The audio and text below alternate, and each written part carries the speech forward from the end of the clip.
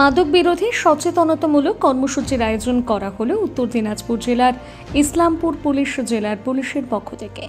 মঙ্গলবার দুপুরে ইসলামপুর বাস টার্মিনাসে এই সচেতনতামূলক কর্মসূচির আয়োজন করা হয়। এই অনুষ্ঠানের মধ্য দিয়ে নাটকের মাধ্যমে মানুষকে সচেতন করা হয়।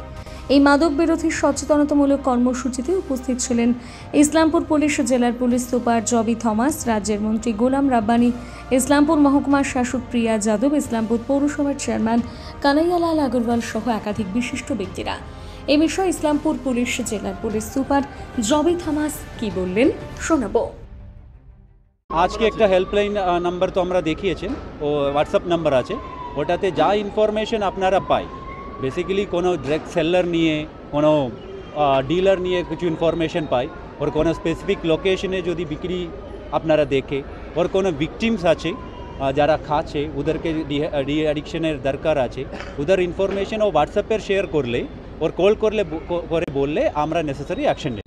কিন্তু স্যার এই নাম্বার চালুর 1 বা 2 বছরের মধ্যে শুধুমাত্র 3 থেকে 4টে কল এসেছে, এটাই আমি বলছিলাম, প্রচারের অভাব আছে স্যার। এটা প্রচারের অভাব আছে, আমরা তো প্রচার তো দিচ্ছি, কিন্তু পাবলিকের একটা নিজের রেসপন্সিবিলিটি রয়েছে, ওদেরকে নিজে বুঝতে হবে।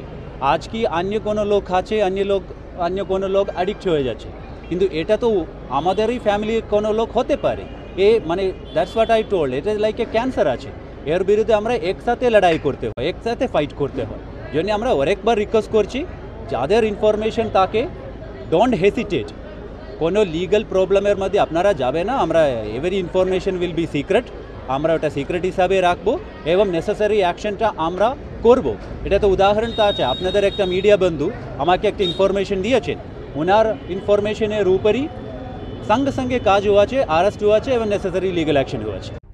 এই বিষয়ে রাজ্যের মন্ত্রী গোলাম রাব্বানি বলেন, আমি আমাদের সুফি প্রোগ্রামের জন্য আমি আমাদের জেলার এসপি জেবি থমাস সাহেবকে আমি ধন্যবাদ দিচ্ছি। ইসলামপুর পিডি একটা নতুন পিডি, আর এই ছোট পিডি হওয়ার জন্য, নতুন হওয়ার সত্ত্বেও যেগুলো প্রোগ্রাম করছেন ওনাকে আমি ধন্যবাদ দিচ্ছি, স্পেশাল ধন্যবাদ। আর বিশেষ করে আমাদের পৌরপিতা কানাইয়ালাল আগরওয়াল সাহেব আর প্রিয়া যাদব এসডিও, ওরা সবাই ছিলেন।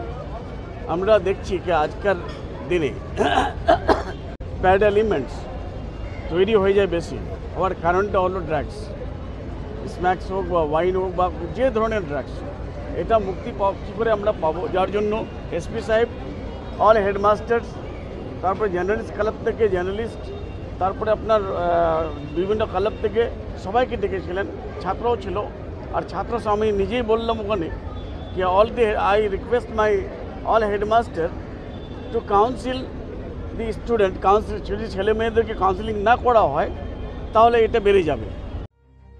ইসলামপুর থেকে বিশেষ প্রতিবেদন, নিউজ টুডে।